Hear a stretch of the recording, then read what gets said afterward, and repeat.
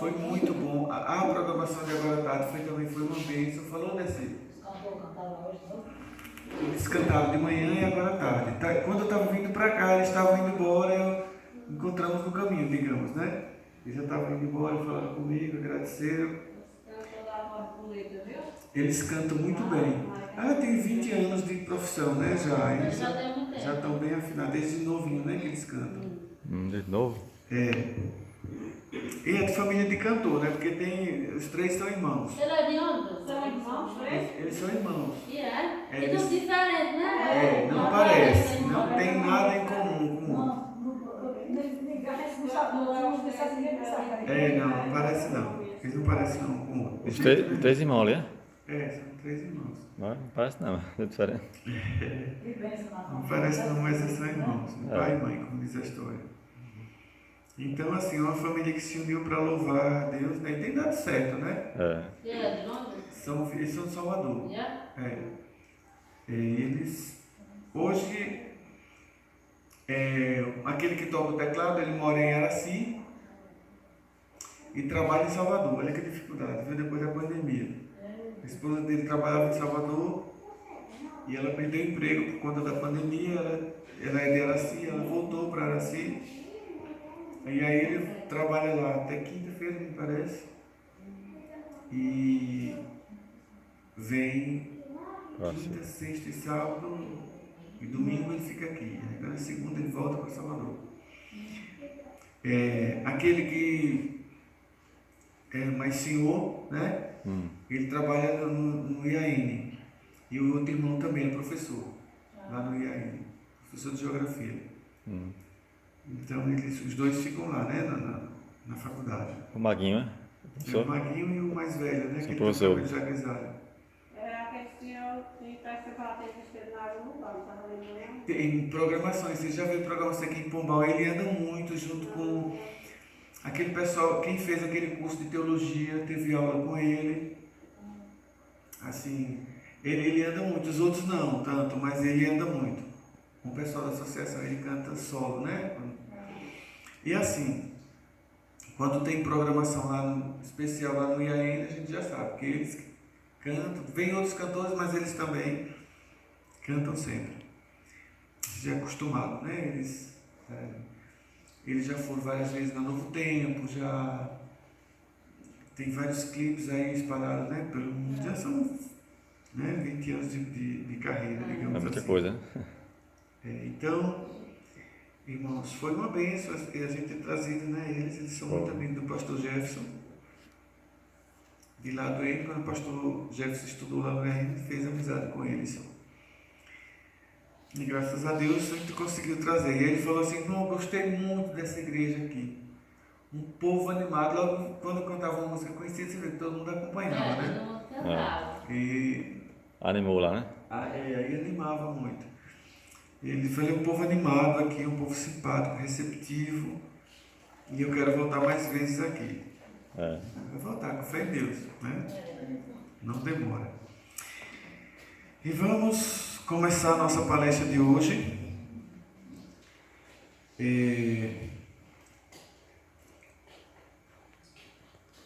O assunto de hoje fala sobre uma pergunta que talvez seja a pergunta mais importante da Bíblia, que está no livro de Mateus, capítulo 21. Mateus 21. Irmãos, pense que a gente entende de cansaço, viu? Quanta correria. Eu saí. Batismo? Não, hoje não. Batismo só foi ontem. Tem um pessoal do Novo Triunfo que era para batizar ontem, mas não foi possível, teve algum problema lá, não sei o que foi. E o pastor está indo batizar quarta-feira. O pessoal de Novo Triunfo, que era para ter vindo para antes. Mas foi, assim, de certa forma, foi até bom que eles não viessem, né? Porque realmente não ia caber na igreja. A igreja de Novo Triunfo é uma igreja grande, né? E havia um ônibus lotado, realmente não ia caber. Não cabia ninguém mais ali, né? Porque a igreja estava lotada. Já.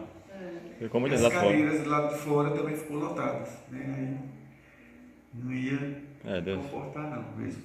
Deus sabe todas as coisas, né? Thalita estava ontem. Era Soraya, disse a daí parece que fica, olha, eu só para frente, não vai para nada, mas não vai. Ela disse, eu não fui para trás.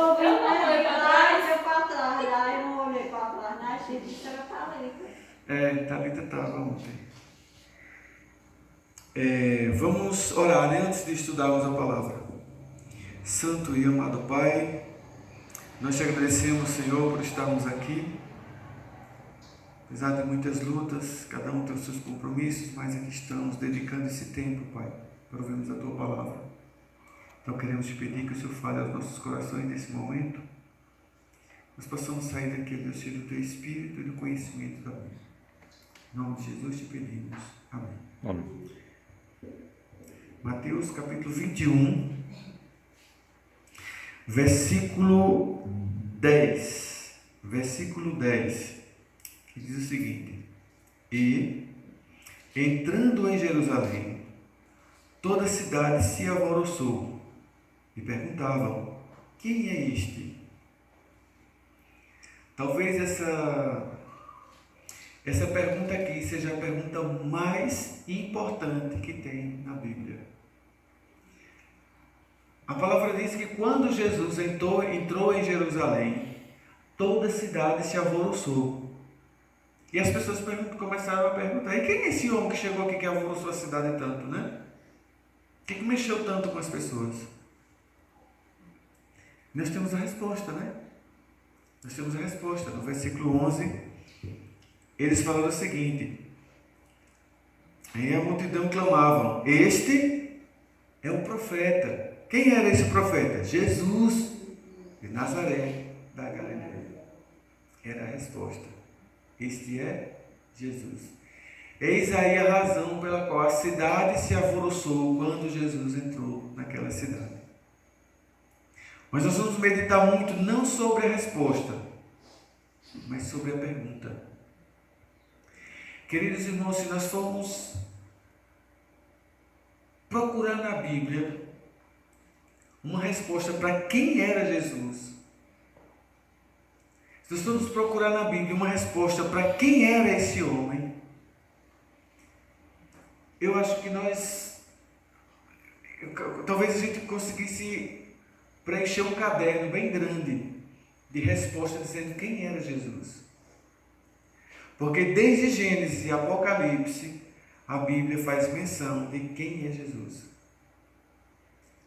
Mesmo sem os homens conhecer Jesus como homem, antes dele nascer, a Bíblia já falava quem era Jesus. Se vocês forem estudar na Bíblia, quando vocês verem assim na Bíblia, em destaque, Senhor, com letra maiúscula, todas as letras maiúsculas, está falando de Jesus. E nós encontramos nos Salmos, por exemplo, são incontáveis a quantidade de vezes que aparece Senhor com todas as letras maiúsculas, chamando a atenção, porque ali estava falando de Jesus. Mas quando nós chegamos no Novo Testamento, de Mateus a Apocalipse, e aí agora já encontra Jesus sendo apresentado como uma pessoa já conhecida, que alguém viu, conversou, tocou ou recebeu algum favor dele. E aí agora sim a gente encontra respostas sólidas, né? Respostas convictas de pessoas que eram testemunhas da existência de Jesus. E por isso que a Bíblia diz aqui, que no versículo 11, que multidões, não era uma pessoa que gritava: esse é Jesus, um profeta, né, que veio de Nazaré. Não era uma pessoa, eram as multidões que gritavam. E alvoroçou aquela cidade, né? E quem não sabia quem era, perguntava: quem é esse, quem é esse, quem é esse? E as multidões clamavam e diziam: esse é um profeta, é Jesus de Nazaré. Queridos, por que Jesus apareceu como uma figura humana e não permaneceu como Senhor lá no céu, como estava Deus o Pai e Deus o Espírito Santo?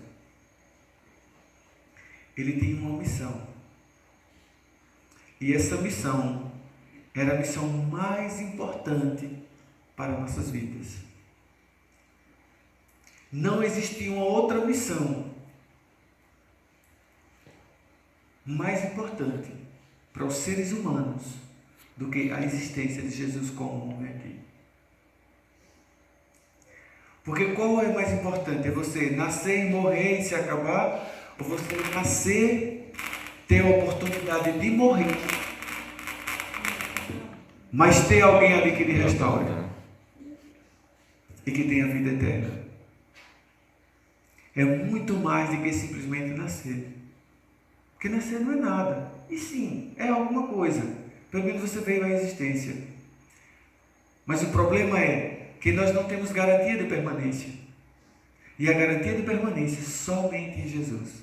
E é por isso que tinha que aparecer essa figura tão importante que os homens perguntavam: quem é este homem? Esse homem era Jesus. Era Jesus que decidiu morrer por nós. Hoje é sábado. Segundo a Bíblia, depois da sexta-feira que Jesus morreu, no sábado ele estava no túmulo. Ele estava no túmulo. Era uma coisa que tinha que acontecer. Era o nascimento de Jesus. Aconteceu. Lembra uma figura extremamente importante? Apareceu no dia do nascimento de Jesus para indicar que ele tinha nascido. Era o quê? Brilho. Um brilho que apareceu nos céus. Uma luz que indicou aos reis magos aonde estava Jesus. Uma estrela que nascia dos céus e o seu brilho iluminava bem na manjedoura. E foi uma indicação para aqueles homens que buscavam o dia do nascimento de Jesus, para eles saberem que ali estava Jesus. Foram indicados pelos anjos que já tinham nascido o Salvador do mundo, aqui eles procuravam. E através dessa luz, eles encontraram a manjedoura e encontraram o Salvador. Só que no dia da morte de Jesus, que foi na sexta-feira à noite, não precisava de estrelas para indicar que estava ali o Salvador do mundo. Mas uma coisa extraordinária aconteceu. Ao inverso do que aconteceu quando Jesus nasceu. Se vocês verem no Evangelho de João, conta com mais detalhes, e no Evangelho de Lucas, a serva do Senhor no livro Desejado de Todas as Nações, ela fala, comentando sobre o que Lucas e o que João fala, a respeito do momento da morte de Jesus. A partir das 3h da tarde da sexta-feira, quando quem é este homem estava lá pendurado na cruz, que ele morreu, nuvens escuras começaram a esconder o sol. Eu acho interessante que a serva do Senhor diz que o sol teve vergonha do que os homens fizeram e se esconderam atrás de nuvens negras, porque tiveram vergonha do que os homens fizeram. As nuvens escuras tiveram vergonha do que os homens tinham feito. Além de cobrir o sol, elas começaram a derramar lágrimas em forma de chuva. E ela vai descrevendo as bestas do campo, envergonhadas na sua irracionalidade pelo que os homens tinham feito, escorriam de um lado para o outro, sentindo que alguma coisa tinha acontecido. A terra se envergonhou de estar sustentando homens com o coração tão ruim, tão mau, e a terra começou a tremer. A partir do momento da morte de Jesus, o mundo já não era mais o mesmo. Tudo se inverteu. O céu se escureceu. Foi uma noite intensa de tristeza, dor, mágoa, sofrimento. Todos os sentimentos que você possa imaginar que o ser humano possa sofrer de amargura estavam no coração daqueles que o seguiam. Se pode dizer que houve um momento triste na história da humanidade, foi no dia que Jesus morreu. Porque até mesmo quem estava distante sentiu que alguma coisa estava errada. Até mesmo quem nunca ouvira falar que Jesus tinha nascido, quem não conheceu Jesus, quem não recebeu o milagre dele, sentiu que alguma coisa estava diferente no ar. Aquele dia se entristeceu. É como se a natureza tivesse murchado. É como se o oxigênio tivesse diminuído. Alguma coisa estava diferente no ar. E para os discípulos, aqueles que seguiam Jesus, foi um momento de dor e sofrimento. Foi tantas coisas ruins que aconteceram, foram tanta insegurança para eles. Eles acreditavam que Jesus era, como disseram aqui, que era um profeta, que ele iria reinar, que ele vinha de Nazaré da Galileia, mas vinha para reinar, para salvar o povo oprimido. Eles viram as maravilhas que Jesus tinha feito, e eles imaginaram: esse homem no reino durante 100 anos vai ser uma bênção, o mundo vai ser transformado. E como se aquele homem que deveria ser o rei, que deveria ser o profeta forte e corajoso, me parece que se encovardou e se deixou ser morto. Quem era esse homem? Que coisa estranha era essa que estava acontecendo? E os seus discípulos, os seus seguidores se recolheram. Alguns se uniram, outros foram para suas casas decepcionados. Nicodemos, lembra que eu falei de Nicodemos aqui? Voltou para sua casa em grande amargura e tristeza. Maria, sua mãe, voltou com o coração dilacerado para casa, de ver tanto sofrimento e tanta maldade no coração do ser humano. As mulheres que vinham seguindo a Jesus se recolheram para suas casas. Foi um sábado de amargura. Mas, querido, por que Jesus, quando ele criou Adão e Eva, na sexta-feira, no sábado ele descansou, e ele teve ali um dia de alegria e de felicidade com Adão e Eva? Passou o sábado com Adão, orientando Adão em muitas coisas, em companhia de Adão. Porque agora que esse outro sábado era tão diferente, parecia que Jesus, que tinha feito tantos milagres, tantos benefícios para os homens que estavam ali, quantas pessoas foram curadas, pessoas foram ressuscitadas, todos estavam amargurados. E esse agora foi um dia diferente. Parece que Jesus deixou a humanidade, acabou, morreu. Não é à toa, queridos, que nós, através de muita dificuldade, em meio a muitas críticas, nós ainda preservamos o sábado como dia santo. É fácil guardar o sábado? Não é. Estamos correndo contra a correnteza. Mas até na morte, Jesus deu exemplo de que o sábado é um dia diferente. Jesus morreu na sexta-feira, terminando a sua obra de salvação. Preste atenção, queridos. Que dia foi que Deus terminou a sua obra de criação? Nossa. Na sexta-feira. O que foi que aconteceu com Jesus? Deus o Pai e Deus o Espírito Santo, quando ele terminou a criação, eles descansaram. Está lá em Gênesis capítulo 2. Eles descansaram em companhia do homem. A obra de salvação que Jesus veio fazer, ele terminou na sexta-feira. No sábado ele descansou. No domingo, logo cedo, ao romper do dia, Jesus levantou para continuar a obra de salvação, para interceder por mim e por você. E essa obra continua até hoje. Essa obra continua até hoje. Haverá um dia em que ele vai cessar essa obra e que ele vai dizer: feito está. Continua o justo na prática da justiça, continua o ímpio na prática da impiedade, continua o santo a santificar-se e continua o pecador na obra do pecado.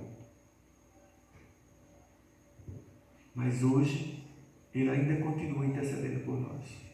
Hoje ele ainda continua fazendo a obra da salvação, que foi finalizada, que foi selada quando Jesus morreu na cruz. Agora ela foi confirmada. Presta atenção, ela foi encerrada e confirmada, selada e terminada quando ele morreu. e foi confirmada quando ele ressuscitou no dia seguinte.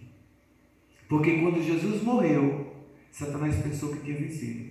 Agora eu consegui. Agora eu consegui. Porém, quando Jesus ressuscitou, ele disse: agora eu me acabei. Agora já era para mim. O homem ressuscitou. O homem está vivo de novo. E quando Maria, ao romper do dia, ela foi lá no sepulcro, que quando ela chegou lá, que viu o sepulcro aberto, e Jesus não estava dentro, que Jesus chegou e falou com ela, que ela reconheceu que era Jesus. Ela foi para abraçar Jesus. Jesus disse o quê? Não me toques, porque ainda não fui ao Pai. Tem um hino do Inário que fala que Jesus entrou no santuário celestial, no trono de Deus. Somente ele e os arcanjos e os serafins. Ele entrou lá no trono de Deus e houve um aplauso. Houve um aplauso. E as cortinas se abriram. E todos os anjos puderam presenciar Jesus agora não mais como homem, mas agora como Deus glorificado. É por isso que Jesus falou: não me toque, porque eu ainda não fui glorificado. Eu ainda não fui ao Pai. Mas quando Jesus chegou lá, que entrou no santuário celestial, que entrou junto ao trono de Deus, que as cortinas estavam fechadas, somente os arcanjos e os serafins estavam ali. E agora, quando Jesus foi coroado e glorificado pelo Pai, as cortinas se abriram e todos os anjos aplaudiram a obra que Jesus havia feito. Concluída. Até que enfim garantia de salvação para aqueles que aceitassem Jesus. É por isso, queridos, que nós estamos aqui. É por isso que nós ainda lutamos, porque ainda há esperança para nós. Embora fracos, embora às vezes caindo, embora às vezes trazendo traços do passado, do pecado do passado, mas ainda existe chance. E aí Satanás disse: estou acabado. Ele venceu. E agora vem a obra dele para trabalhar por meio do engano, assim como ele enganou Eva no jardim do Éden. Ele falou: agora o homem tem toda a chance de salvação, mas eu vou fazer de tudo para enganá-los, de tudo para entretê-los com alguma coisa aqui nesse mundo, para que eles não se voltem para o Deus que salva eles. Qual é a nossa garantia de salvação? Mesmo às vezes sendo enganados por Satanás, mesmo às vezes caindo pelas nossas próprias vontades, nossos desejos carnais, é permanecer segurando na mão de Jesus, confiando nele, acreditando que ele é capaz de nos salvar, que ele é capaz de nos restaurar, porque a obra que ele fez é além de uma pergunta: quem é este homem? Agora é a confirmação de quem é este homem nas nossas vidas. Ele é um profeta, ele é o rei que vem para nos salvar, para nos libertar, porque poder e garantia ele tem em suas mãos. Se nós formos fiéis a ele, ninguém, nem o ser celestial, se pudesse assim acontecer, era capaz de ter uma palavra contra nós, porque ele é digno. Lembra de Daniel? Lembra de João? Chorava amargamente porque ele disse assim: quem é digno de abrir o selo da salvação do ser humano? Quem é digno de abrir o selo? E ele chorava porque olhava para todos os lados e ninguém era digno de fazer isso. Quando Jesus levantou, havia dignidade dele abrir o selo. Ele foi lá e abriu. Por que ele tem dignidade de abrir o selo da salvação? Porque ele deu a vida por nós.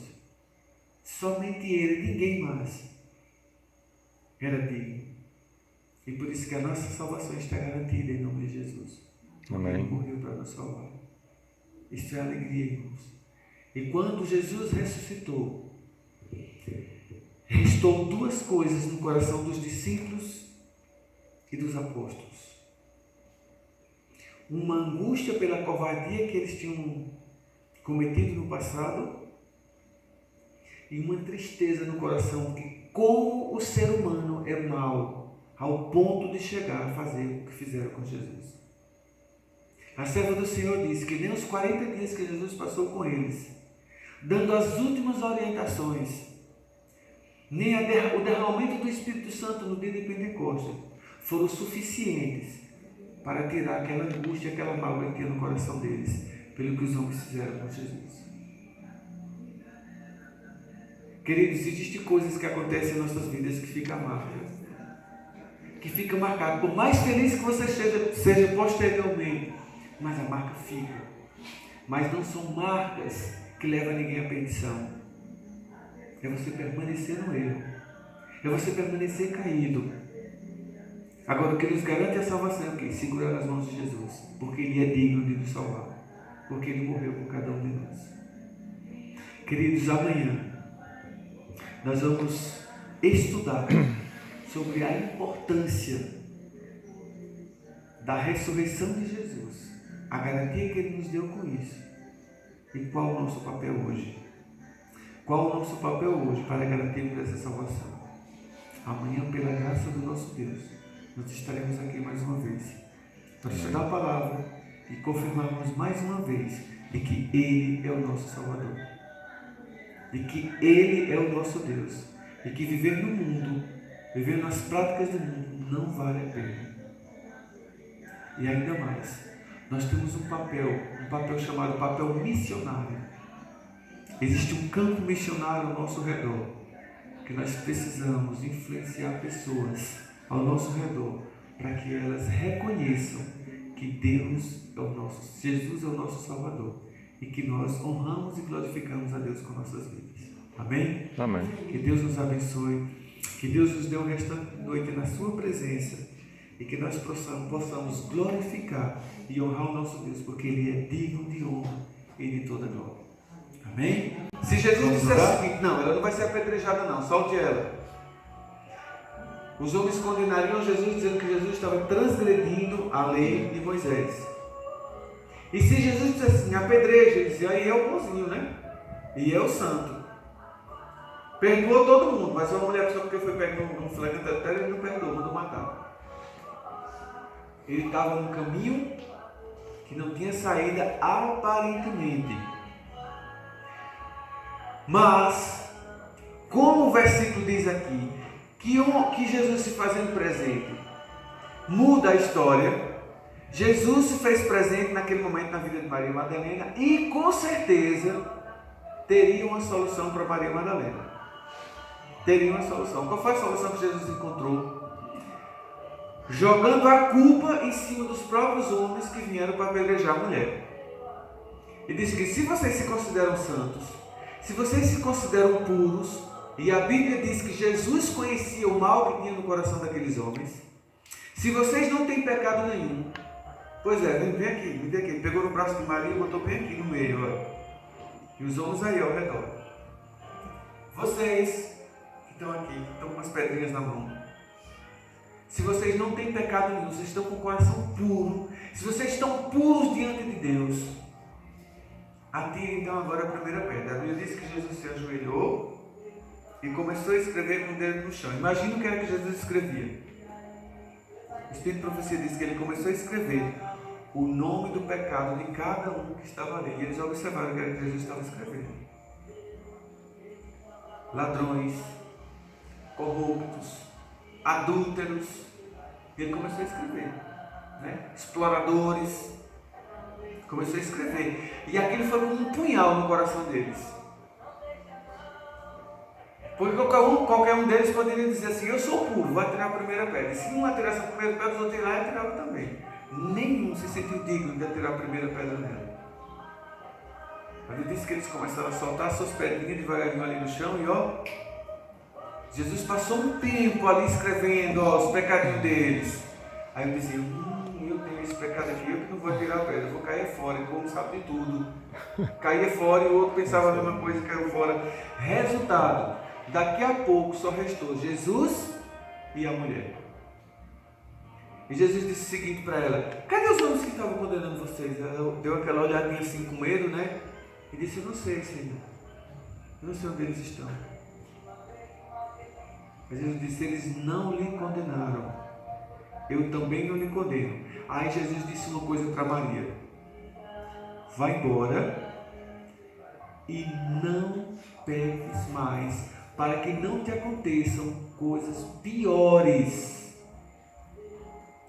Vá e não peque mais, porque se você pecar de novo, vai te acontecer coisas piores do que isso aqui.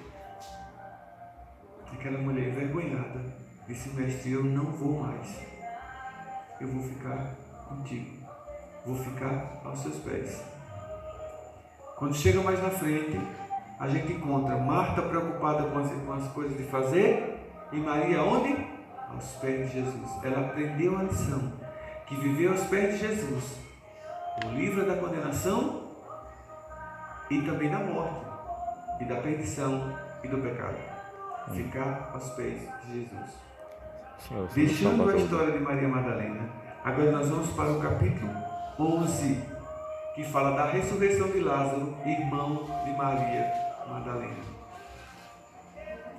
Perceberam aí, quando Jesus fez presente na vida de Maria Madalena, que a coisa mudou? A história mudou completamente. Eu poderia passar a noite inteira contando aqui histórias para vocês, de pessoas que tiveram contato com Jesus, pessoas que Jesus se fez presente no meio deles e que a história mudou completamente. Mas para finalizar, nós iremos ver agora o que aconteceu com Lázaro, porque eu acho assim uma história impressionante, uma história extraordinária. Um homem há 4 dias de morto, ser ressuscitado e voltar a ter vida novamente na presença de todos ali, isso é extraordinário demais. Foi o que aconteceu com Lázaro. Lázaro aparentemente não tinha jeito, porque a gente diz hoje, tem jeito para tudo, só não tem jeito para a morte, né?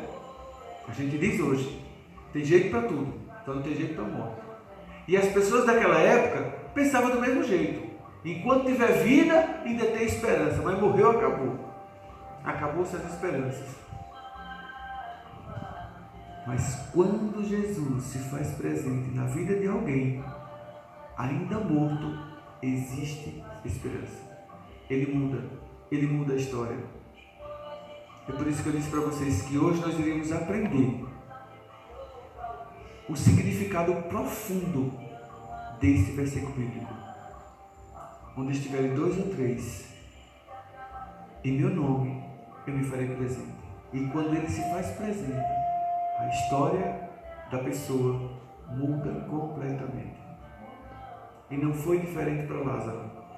Lázaro, há 4 dias morto, na hora que Jesus se fez presente na vida dele, a vida dele foi completamente transformada.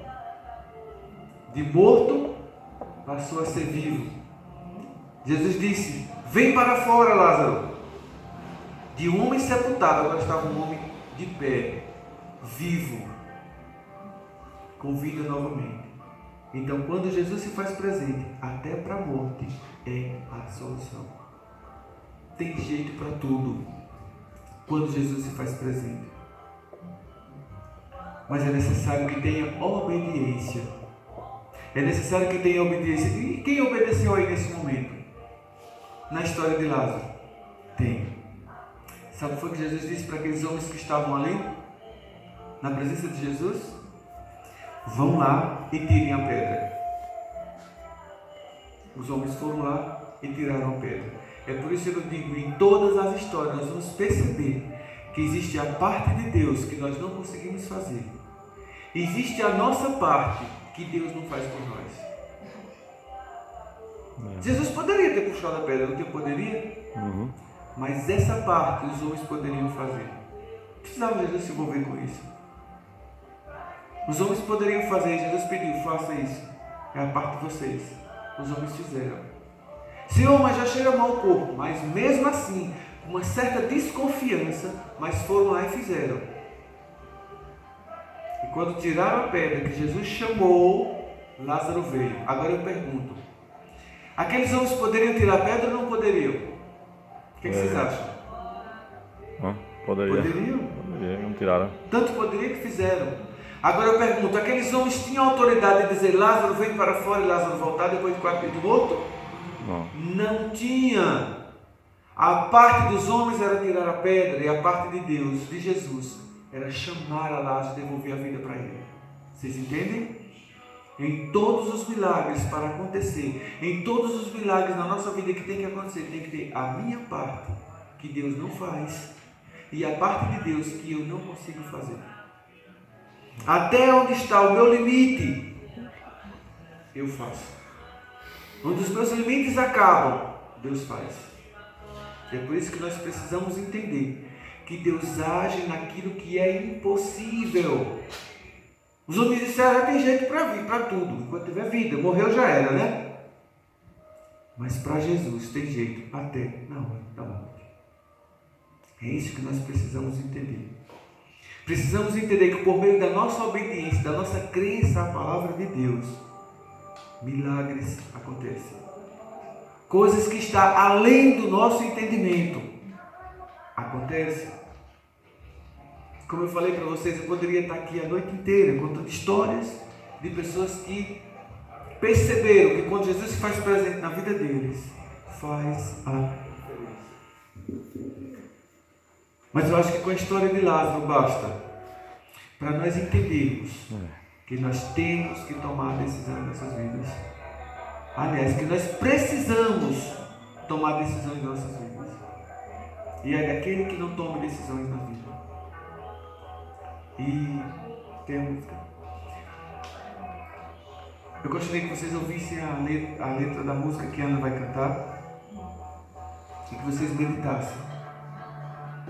E durante a música, que vocês pensem, Senhor, o que eu tenho que fazer para que o milagre aconteça em mim? Pode ver. Senhor, o que... Uma história aconteceu, foi há muito tempo atrás, nasceu a esperança, renasceu a paz, o princípio do saber.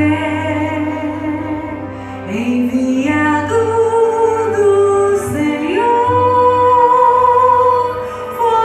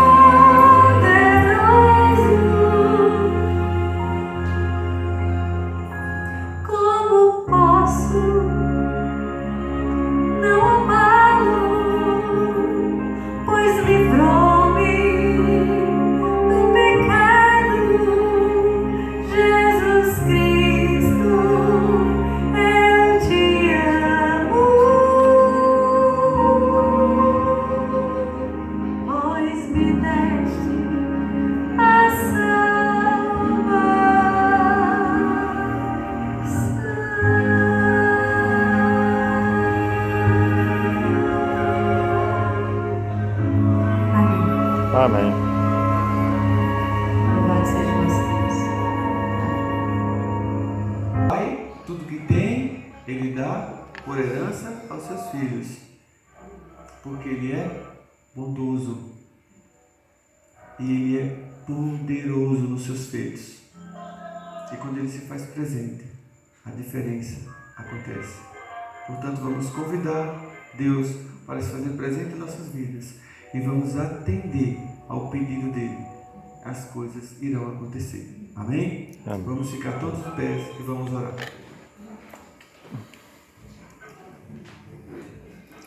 Santo e bondoso Deus, nós te somos gratos, ó Pai, pela tua bondade. Como o Senhor, ó Pai, fez bem. Como o Senhor fez bem, ó Deus, naquele casamento das bodas de Canaã da Galileia. Como o Senhor, Deus, operou milagres na vida de Nicodemos.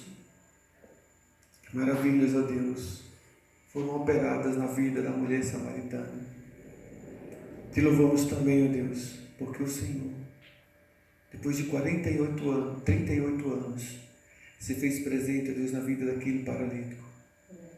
Um homem creu, levantou, tomou o seu leito e andou.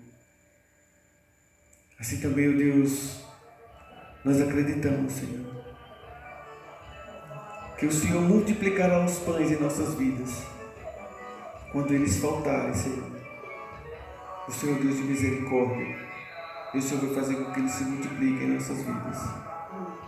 Pai querido, nós queremos também, ó Deus, acreditar